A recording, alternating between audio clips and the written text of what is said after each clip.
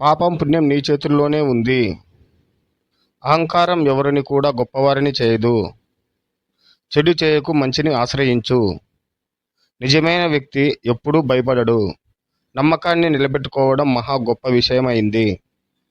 స్నేహం అంటే మంచితనాన్ని కాపాడుకోవడం.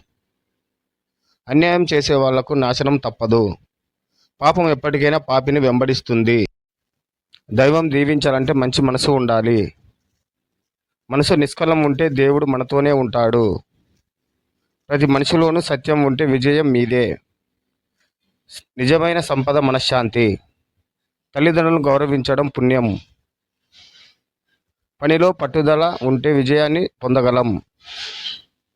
దీక్ష భక్తి ఉంటే దైవం కూడా లొంగుతుంది. సహనం ఉన్నవాడు మనిషి, సహనం లేనివాడు రాక్షసి. కర్మ చేయి, ఫలం పొందు. బుద్ధి ఉంటేనే బలం ఉంటుంది.